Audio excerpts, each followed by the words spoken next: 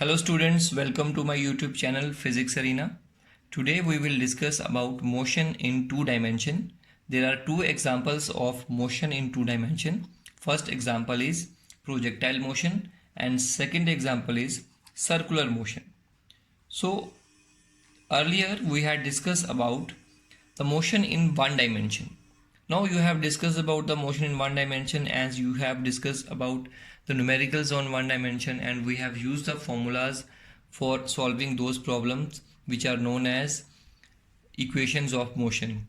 In this motion also we will discuss about those formulas only, and with the help of those formulas we again derive the or solve the problems of motion in two dimension.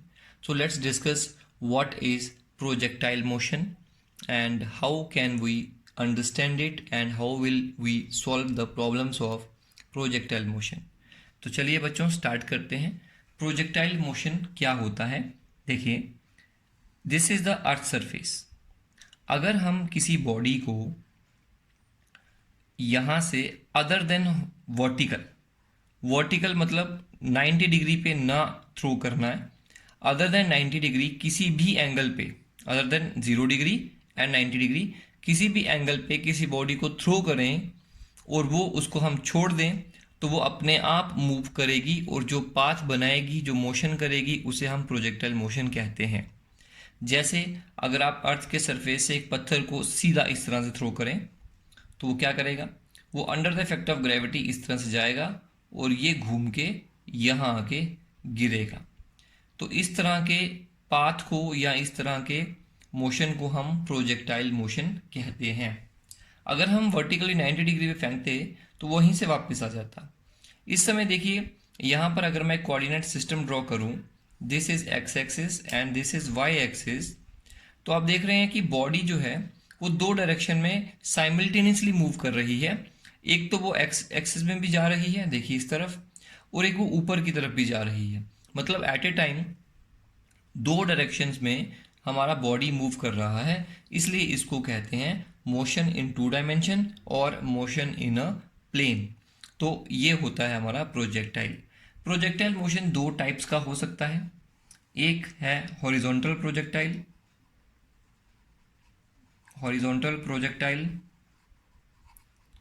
और दूसरा है vertical या oblique projectile. ये example है oblique projectile की. और दूसरा मैं आपको बताऊं, मान लीजिए आप एक बिल्डिंग पर खड़े हैं लाइक दिस, और इस बिल्डिंग से आप एक स्टोन को सीधा थ्रो करते हैं. You give the velocity in horizontal direction, x axis में आपने इसको डायरेक्शन दिया और कुछ देर के बाद आप देखेंगे कि वो इस तरह से यहाँ अर्थ के सरफेस पे फॉल करेगा. बिकॉज ऑफ ग्रेविटी वो नीचे को खींचता जाएगा और यहाँ गिर जाएगा. इस प्रोजेक्टाइल को हम कहते हैं हॉरिजॉन्टल प्रोजेक्टाइल. तो हम दोनों प्रोजेक्टाइल को डिटेल में डिस्कस करेंगे, देखेंगे इसमें क्या क्या है, इसका पाथ कैसे बनता है, इसकी जो ट्रेजेक्ट्री है, ट्रेजेक्ट्री का मतलब हो गया जो इसने पाथ ट्रेस किया है वो किस तरह की है, किस मैथमेटिकल कर्व की तरह मैच होती है, वो भी हम देखेंगे. इसका कुछ मैथमेटिक्स करेंगे, कितना टाइम लेगा यहाँ से यहाँ आने में, नीचे उतरने में, यहाँ से यहाँ कितना डिस्टेंस कवर किया, ये सब पढ़ेंगे. तो इससे पहले हम इसका नॉमेनक्लेचर डिस्कस कर लेते हैं. नाम इसमें क्या क्या रखेंगे, चलिए देखिए. Nomenclature used in projectile motion. Number 1, projectile. सबसे पहला नाम प्रोजेक्टाइल किसे कहेंगे, तो बोलेंगे जो ऑब्जेक्ट को आपने फेंका, थ्रो किया, उसका नाम है प्रोजेक्टाइल. तो हम कहेंगे ये पत्थर जो मैंने यहाँ से फेंका था, उस पत्थर को हम पत्थर नहीं कहेंगे, अब उसको प्रोजेक्टाइल कहेंगे. तो the name of the object is projectile. हम कहेंगे projectile is thrown upward at an angle of 30 degree. दूसरा है angle of projection. Angle of projection किसे कहते हैं? एंगल ऑफ प्रोजेक्शन, जब आप यहाँ से इस पार्टिकल को थ्रो करेंगे तो you give some initial velocity like this and there is horizontal direction. The angle between the initial velocity and the horizontal is theta and this angle is known as angle of projection. कितने angle पे आपने उसको project किया. Number 3, horizontal range. Horizontal range क्या होती है? Horizontal direction में ये हॉरिजॉन्टल है, ये वर्टिकल ऊपर को है, ये हॉरिजॉन्टल है। इस डायरेक्शन में आपने बॉडी को यहाँ से फेंका और कितना दूर जाके वो गिरा, उसकी रेंज क्या है, कितना दूर जाके गिरी, इसे कहते हैं horizontal range. Okay. Number 3, vertical height. ऐसे कह सकते हैं मैक्सिमम हाइट। मैक्सिमम हाइट उसने कितनी अटेन करी, तो इस केस में वो ज़्यादा सिग्निफिकेंट है। तो देखिए जब वो टॉप पे पहुंचेगा इस समय इसकी हाइट जो है वो सबसे ज़्यादा होगी, तो हम इसे कहते हैं maximum height attend. This is called maximum height. तो बच्चों इस तरह से कुछ नाम हैं जो हम यहाँ पे बहुत बार यूज़ करते आएंगे, तो इसका आप प्लीज़ ध्यान रखिएगा क्योंकि बार बार हम इन्हीं नाम को अब यूज़ करेंगे। तो चलिए सबसे पहले स्टार्ट करते हैं हॉरिजॉन्टल प्रोजेक्टाइल को। तो बच्चों देखिए ये हॉरिजॉन्टल प्रोजेक्टाइल है, मान लो हमारे पास ये है।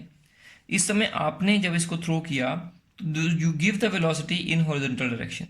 ये तो जो इनिशियल वेलोसिटी है वो हॉरिजॉन्टल डायरेक्शन में है, वर्टिकल डायरेक्शन में आपने इसको कुछ नहीं किया। लेकिन कुछ देर के बाद क्या हुआ, बॉडी देखो नीचे आने लगी। नीचे क्यों आने लगी, क्योंकि एक फोर्स नीचे को भी लग रही है। कौन सी फोर्स, फोर्स ऑफ ग्रेविटी। वो फोर्स ऑफ ग्रेविटी जब इसको नीचे खींचेगी, आपने इधर धकेला, तो अकॉर्डिंग टू ट्राइंगल लॉ वो रिजल्टेंट कहाँ होगा, उसकी वेलोसिटी का बोलेंगे बीच में होगा। इसी तरह से जब जब जब आपने इसको थ्रो किया, कोई भी डायरेक्शन हॉरिजॉन्टल में नहीं लग रही, फोर्स नहीं लग रही कोई भी हॉरिजॉन्टल डायरेक्शन में, इसलिए उसकी जो इनिशियल वेलोसिटी होगी, इस समय भी जो इधर की वेलोसिटी होगी वो u होगी, इस समय भी वेलोसिटी u ही रहेगी और इस समय भी वेलोसिटी u ही रहेगी। वेलोसिटी चेंज नहीं करेगी। क्यों, क्योंकि हॉरिजॉन्टल डायरेक्शन में कोई भी फोर्स अप्लाई नहीं हो रही है। आपने बस स्टार्टिंग में इसको थ्रो किया था, उसके बाद बीच में कोई फोर्स नहीं लगा। दैट्स वाई हॉरिजॉन्टल डायरेक्शन में वेलोसिटी जो है वो उसकी कांस्टेंट रहेगी। लेकिन जैसे जैसे नीचे आ रहा है, इस पर एक्सेलरेशन हो रही है, तो वेलोसिटी नीचे आने की बढ़ती जाएगी। तो नीचे आने की वेलोसिटी बढ़ रही है लेकिन आगे जाने की वेलोसिटी नहीं बढ़ रही। तो मतलब हॉरिजॉन्टल डायरेक्शन में जो एक्सेलरेशन है वो कितनी हो गई, 0। और वर्टिकल डायरेक्शन में जो एक्सेलरेशन है वो कितनी हो जाएगी, that is ay equal to g, acceleration due to gravity. और एक प्रोजेक्टल बनने का, प्रोजेक्टल मोशन होने का कंडीशन क्या है, उसकी 2 कंडीशंस है। कंडीशन नंबर 1 क्या है, there must be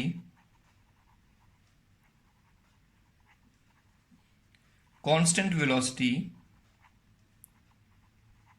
in one direction. एक डायरेक्शन में कांस्टेंट वेलोसिटी होनी चाहिए एंड देयर शुड बी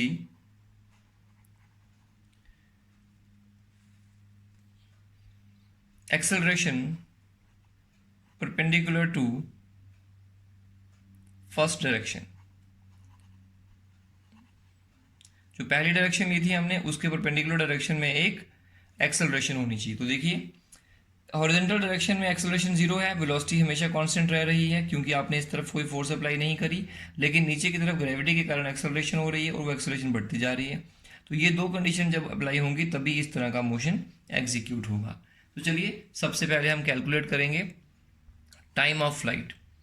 तो time of flight, time of flight क्या होता है देखते हैं। फ्लाइट का टाइम मतलब यहाँ से यहाँ पहुँचने में कितना समय लगा या यहाँ से यहाँ पहुँचने में कितना समय लगा, उसे कहते हैं टाइम ऑफ फ्लाइट।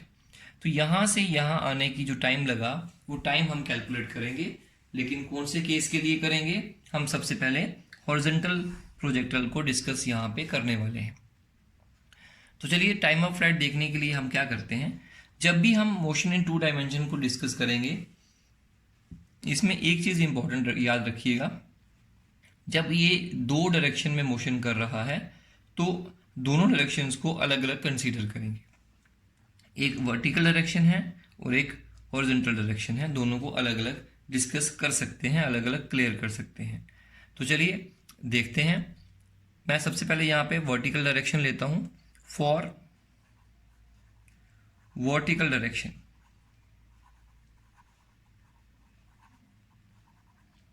जो वर्टिकल डायरेक्शन नीचे की तरफ, देखिए स्टार्टिंग में आपने जो वेलोसिटी दिया था वो सामने को दिया था, हॉरिजॉन्टल में, वर्टिकल में बिल्कुल नहीं दिया था, इसलिए initial velocity along vertical direction is 0। Clear. Vertical direction में जो एक्सेलरेशन है वो g है, बिल्कुल नीचे की तरफ एक्सेलरेशन जी है, तो इसको लिखेंगे ए वाई यू वाई, बिल्कुल वाई एक्सिस हो गया एक तरह से। ओके, इसके बाद यहाँ से लेकर यहाँ तक का जो मान लीजिए डिस्टेंस है उसको एच कहेंगे। तो मुझे बताइए डिस्प्लेसमेंट कितना हुआ नीचे की तरफ। देखिए आगे की तरफ इतना डिस्प्लेसमेंट हुआ, इसे रेंज कहेंगे, हॉरिजॉन्टल रेंज। लेकिन नीचे कितना आया, बोलेंगे एच हाइट से यहाँ उतरा, यहाँ से देखिए यहाँ आया, तो एच लिखेंगे। अब हम यहाँ पे एक फॉर्मूला यूज करेंगे, that is s equal to u t plus half a t square. ये फॉर्मूला वन डायमेंशन के हैं, तो ऑब्वियसली हम वर्टिकल डायरेक्शन ले रहे हैं, एक डायरेक्शन की बात हो रही है, तो यहाँ पे फॉर्मूला अप्लाई कर सकते हैं। तो एस की जगह लिखा हमने एच, यू की जगह लिखा 0 plus 1/2 G T square. This implies, यहाँ से हम टी निकाल सकते हैं, टी को कैपिटल टी लिखिए, टाइम ऑफ फ्लाइट को टी लिखते हैं। तो टी इक्वल टू, इसको ऊपर ले जाइए, 2h अपॉन जी का square root. This is the time of flight for horizontal projectile. Time of flight calculate करने के बाद अब हम निकालेंगे हॉरिजॉन्टल रेंज। तो देखिए मैं एक बार फिर से बनाता हूँ, ये है हमारे हाइट, यहाँ से एक प्रोजेक्टाइल को हम यहाँ से थ्रो करते हैं सीधा with some initial velocity u x that is equal to u, और यहीं से ये बॉडी जो है वो इस तरह से नीचे को गिरती है। ओके, ये जो हाइट है इसकी वो h लीजिए, और ये जो डिस्टेंस है ये हॉरिजॉन्टल रेंज, इसको r कहते हैं। तो इस बार हमें इस r को कैलकुलेट करना है। तो r हॉरिजॉन्टल डायरेक्शन में है, इसलिए हम कौन सा मोशन लेंगे यहाँ पे, for horizontal motion. Horizontal motion देखो, बॉडी दो डायरेक्शन में मूव कर रही है, एक एक्स एक्सिस में, एक वाई एक्सिस में, नीचे भी उतर रही है, आगे भी जा रही है। तो हम सिर्फ आगे जाने का मोशन डिस्कस करेंगे। तो यहां से यहां पहुंचने में जो टाइम उसने लगा, वो टाइम उसको लगा √2h अपॉन जी, अभी हमने कैलकुलेट किया। और जो डिस्प्लेसमेंट उसने करनी है वो कितनी करनी है, r, ये जो r जिसे हमें कैलकुलेट करना है। ओके, अच्छा, एक्सेलरेशन अलोंग एक्स एक्सिस, मुझे बताइए, मैंने अभी बताया था आपको कि हॉरिजॉन्टल डायरेक्शन में कोई फोर्स नहीं लगने के कारण हर समय उसकी वेलोसिटी जो है वो सेम रहती है, इसलिए u लिखेंगे, एक्सेलरेशन अलोंग एक्स एक्सिस। बिल्कुल सही, ये लिख दिया। तो देयरफॉर हॉरिजॉन्टल रेंज कैसे निकालेंगे, हॉरिजॉन्टल रेंज निकालने का फॉर्मूला होगा, that is s equal to u t plus half, मैं इसको x लिखूंगा, इसको भी x लिखूंगा, this x a x t square, that is s x को हम लिखेंगे h या r, यू एक्स को लिखेंगे हम लोग 0, और यहाँ पे यू एक्स नहीं है, ये u है, यू एक्स की जगह पे t की जगह लिखेंगे √2h अपॉन जी प्लस 0, ए एक्स 0 है, तो देयरफॉर r किसके बराबर है, u इंटू 2h अपॉन जी। तो ये निकल गया हमारे पास हॉरिजॉन्टल रेंज। इसके बाद हम तीसरा पार्ट जो कैलकुलेट करेंगे इसमें वो है number 3, velocity of projectile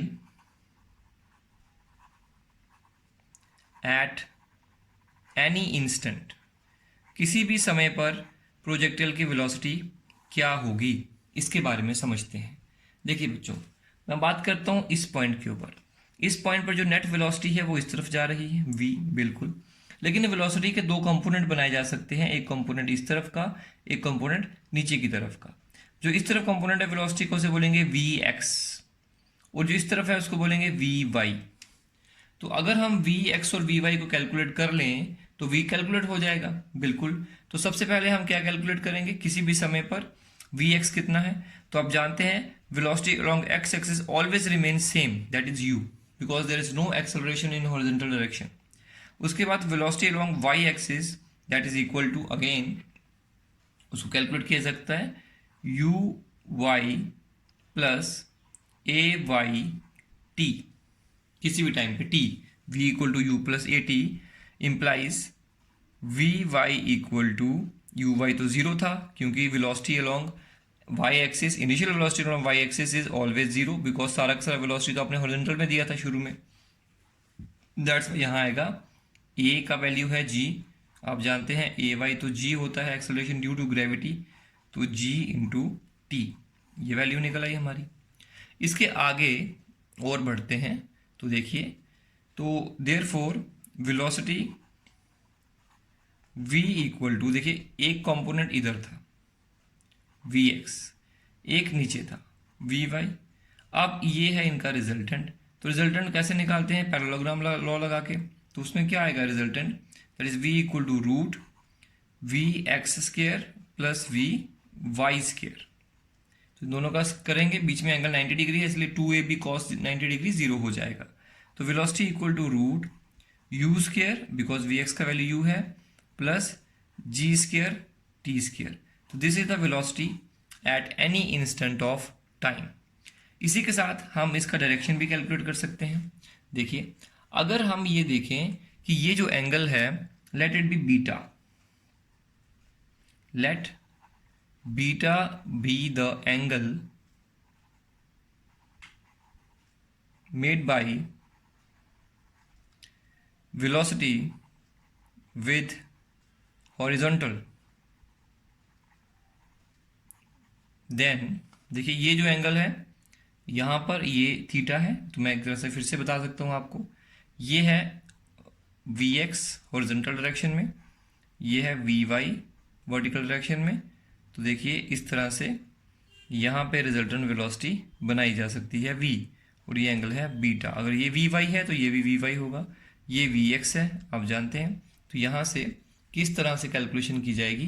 that is tan beta equal to perpendicular upon base V Y upon V X. That is tan beta और beta equal to tan inverse V Y upon V X. V Y क्या है? That is G T, तो G T upon V X that is U. तो this is the angle. तो इस तरह से हम सारी कैलकुलेशन कर सकते हैं।